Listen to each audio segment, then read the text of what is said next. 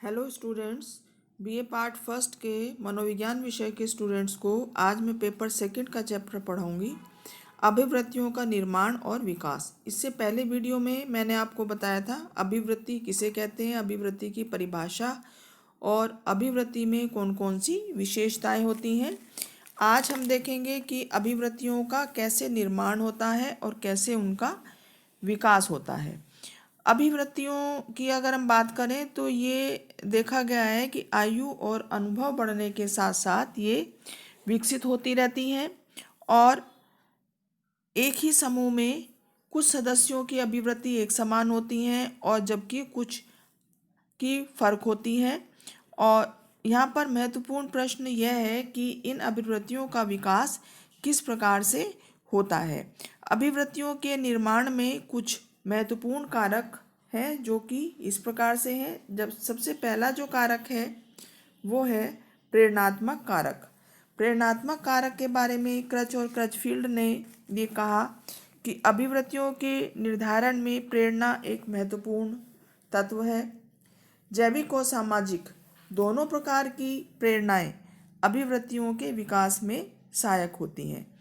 जैविक प्रेरणाएं वो होती हैं जो जन्म से ही व्यक्ति के अंदर, जैसे भूख, प्यास, नींद, ये जैविक प्रेरक है। अभिवृत्तियों का विकास और निर्माण व्यक्ति की आवश्यकताओं की संतुष्टि पर भी निर्भर करता है। अक्सर ये देखा गया है कि जिन आवश्यकताओं की व्यक्ति की संतुष्टि होती है उनके प्रति उसमें धनात्मक अभिवृत्ति का निर्माण हो जाता है और जिन वस्तुओं से उसकी संतुष्टि नहीं हो पाती है उनके प्रति उसमें नकारात्मक अभिवृत्ति का विकास होता है। इसी प्रकार से लक्ष्य प्राप्ति में सहायक व्यक्तियों के प्रति धनात्मक और जो बाधक व्यक्ति होते हैं उनके प्रति ऋणात्मक अभिवृत्ति का विकास होता है। इस दिशा में रोजनबर्ग ने 1956 में अध्ययन किए और उन्होंने ये बताया कि धनात्मक और ऋणात्मक अभिवृत्ति तथा अभिवृत्ति की तीव्रता का संबंध व्यक्ति के उन विश्वासों से होता है जो उसकी लक्ष्य प्राप्ति के लिए जो मूल्य हैं उसके प्रति होते हैं। एक अन्य अध्ययन में एम.बी. स्मिथ ने ये देखा कि व्यक्ति की आवश्यकताएं, रुचियां, आकांक्षाएं भी अभिवृत्तियों को सार्थक और महत्वपूर्ण ढंग से प्रभावित करती हैं और उनके विकास में सहायक होती हैं। दूसरा जो कारक है अभिवृत्ति निर्माण में, जो महत्वपूर्ण कारक है, वो है सूचना एवं प्रचार। जिस उत्तेजना के संबंध में या जिस वस्तु समूह के प्रति व्यक्ति को सूचनाएं अधिक मिलती हैं या जिनका प्रचार अधिक होता है उसके संबंध में उसमें अभिवृत्तियों का निर्माण जल्दी हो जाता है। उदाहरण के लिए यदि एक समाज में लोग विध्वंसकारी हथियारों के बारे में बिल्कुल नहीं जानते हैं या इसकी सूचना उनको नहीं है तो निश्चय ही उनकी अभिवृत्तियां इस संबंध में तटस्थ होंगी।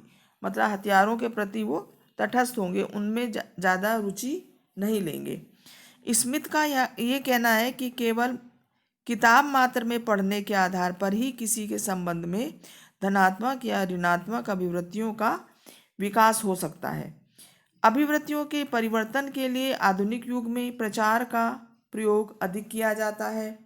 तो आप ये देखिए, विज्ञापन, प्रचार, इसके आधार पर अभिवृत्तियों का निर्माण होता है। जिस नेता, जिस संगठन का बार बार प्रचार किया जाता है दूरदर्शन पे, अखबार में, पत्र पत्रिकाओं में, उसके प्रति अभिवृत्ति जल्दी निर्मित होती है।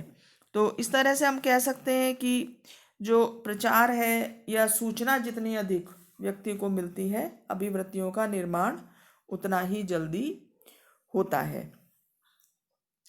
इस दिशा में कई सारे अध्ययन किए गए और इन अध्ययनों में यह निष्कर्ष निकाला गया कि व्यक्तियों और वस्तुओं आदि के प्रति अभिवृत्ति निर्माण में प्रयोज्यों द्वारा सूचना का उपयोग अंतर संबंधी अभिवृत्तियों की संगति और अभिवृत्ति निर्माण की पूर्ण स्थिति के संदर्भ में होता है। अतः अभिवृत्ति निर्माण में सूचना ही सब कुछ नहीं है, बल्कि सूचना के लिए सूचना के जो स्रोत हैं वो कौन है। जैसे माता पिता अभिभावक हो सकते हैं, अध्यापक हो सकते हैं, पुस्तकें हो सकती हैं। इसी प्रकार से पुजारी, धार्मिक व्यक्ति भी एक तरह के सूचना के स्रोत हैं। कुछ अध्ययनों में ये देखा गया है कि व्यक्ति किन स्रोत को अधिक विश्वसनीय मानते हैं। जैसे ये देखा गया है कि माता पिता की कही हुई बात जो है वो बच्चे के लिए ज़्यादा महत्वपूर्ण होती है। इसी तरह शिक्षकों द्वारा बताई गई, कुछ धर्म गुरुओं द्वारा बताई गई बातों का उनके ऊपर जल्दी प्रभाव पड़ता है। इसके अलावा शिक्षा का भी अधिक प्रभाव पड़ता है कि अधिक आय और शिक्षा वाले जो व्यक्ति हैं वो पत्र पत्रिकाओं से अधिक सूचना प्राप्त करते हैं। सूचना के स्रोत के पक्ष में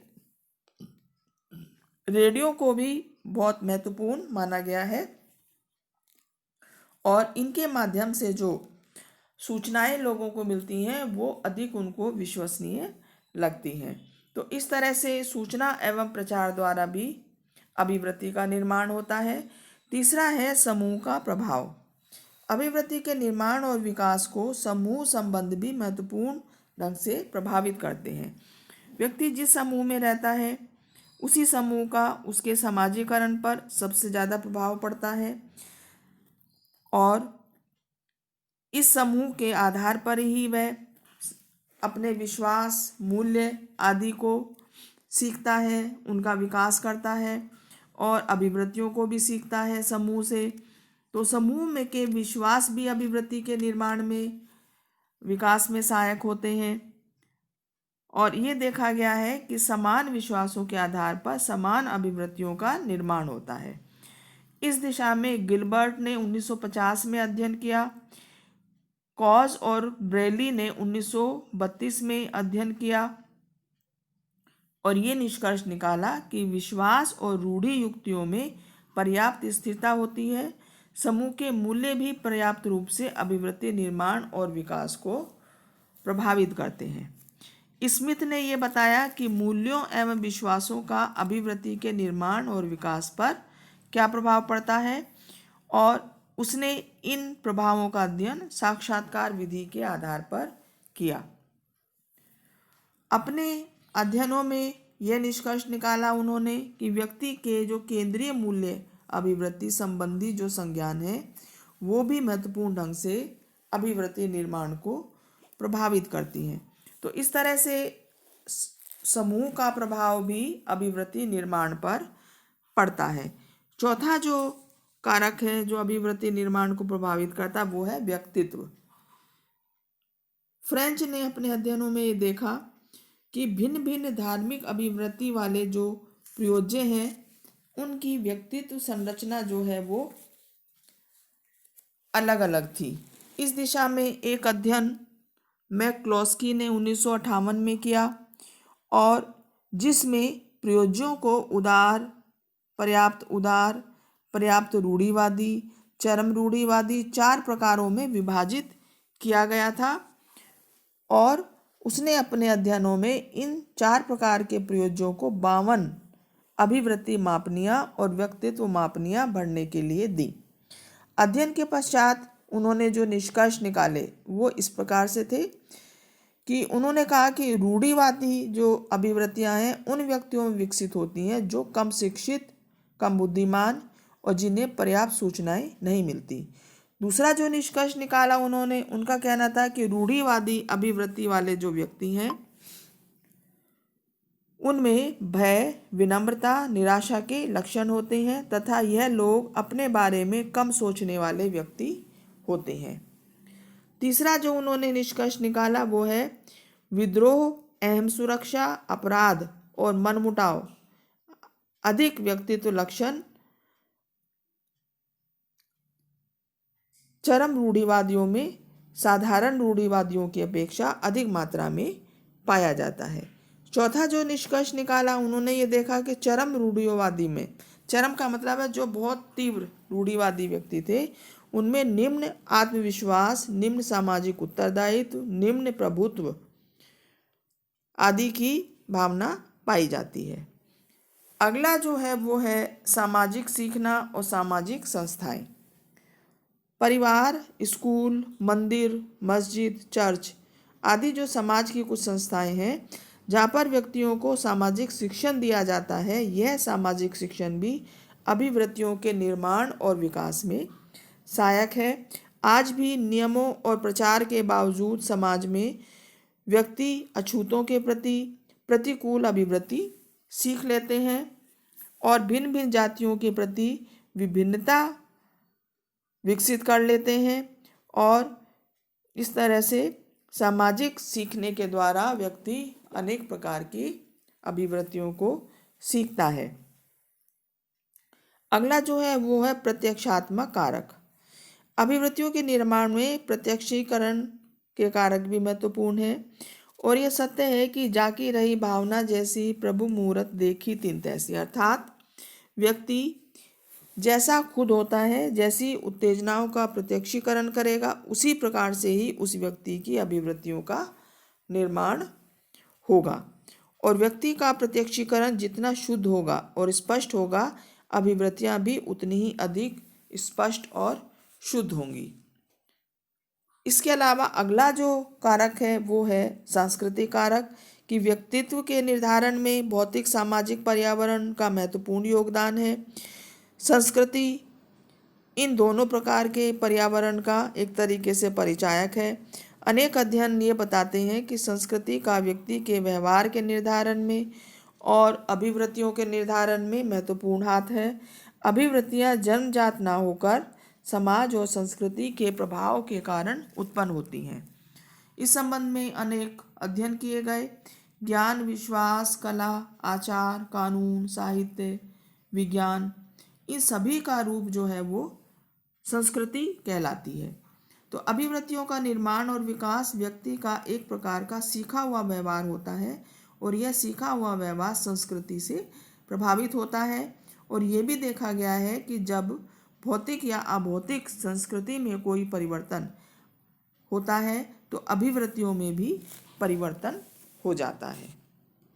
अगला जो महत्वपूर्ण कारक है अभिवृत्ति निर्माण में वो है उद्दीपक, पुनरावृत्ति और परिचित होना। एक अध्ययन में ये देखा गया कि उद्दीपक के लिए वरीयता उतनी अधिक बढ़ती है जितना अधिक उद्दीपक की पुनरावृत्ति होती है। मतलब जिस चीज़ को हम बार बार देखते हैं उसके प्रति हमारी अभिवृत्ति निर्मित हो जाती है। जैसे विज्ञापन में आपने देखा होगा, कोई भी सौंदर्य प्रसाधन है या कोई बच्चों से संबंधित कोई उत्पाद है तो उसका जितना अधिक विज्ञापन दिया जाएगा उसके प्रति व्यक्ति की अभिवृत्ति जल्दी निर्मित हो जाती है। उद्दीपक की पुनरावृत्ति के साथ साथ उद्दीपक से संबंधित जो भावनाएं हैं वो भी बार बार जागृत होती हैं। अतः इस अवस्था में अभिवृत्तियों का निर्माण और विकास हो जाता है। इसके अलावा जो अगला जो महत्वपूर्ण कारक है वो प्रकार्यात्मक निर्धारण, फंक्शनल डिटर्मिनेंट्स। इन निर्धारकों को स्पष्ट करते हुए क्रच और क्रचफील्ड ने लिखा है कि इन निर्धारकों से हमारा अभिप्राय उन कारकों से है जैसे आवश्यकताएं, मांग, संवेग आदि। इस प्रकार के निर्धारकों में ये जो अभी उपरोक्त वर्णित जो कारक हैं वो भी और व्यक्तित्व विश्वास कारक भी आते हैं। जिस व्यक्ति का जैसा व्यक्तित्व होता है उसमें उसी प्रकार की अभिवृत्तियों का निर्माण होता है। ये देखा गया है कि गंभीर और शांति प्रिय व्यक्तियों में अभिवृत्तियां भिन्न भिन्न प्रकार की निर्मित होती हैं। इस प्रकार से झगड़ालू और दबंग व्यक्ति में भिन्न प्रकार की अभिवृत्तियां निर्मित होती हैं। इसी प्रकार विश्वास भी अभिवृत्तियों के निर्माण और विकास को प्रभावित करते हैं। ये देखा गया है कि जिन चीज़ों के प्रति व्यक्ति का धनात्मक विश्वास होता है उसमें उनके प्रति धनात्मक अभिवृत्तियां निर्मित होती हैं। इसी प्रकार जिन चीज़ों के प्रति ऋणात्मक विश्वास होता है उनके प्रति ऋणात्मक अभिवृत्तियां विकसित होती हैं। तो स्टूडेंट्स, आज मैंने आपको बताया कि अभिवृत्तियां किस प्रकार से निर्मित होती हैं और अभिवृत्तियों के निर्माण में कौन कौन से महत्वपूर्ण कारक उत्तरदायी हैं। तो मैं समझती हूँ आपको ये टॉपिक समझ में आ गया होगा। नेक्स्ट वीडियो में नेक्स्ट टॉपिक के साथ फिर मिलते हैं students. Thank you so much students.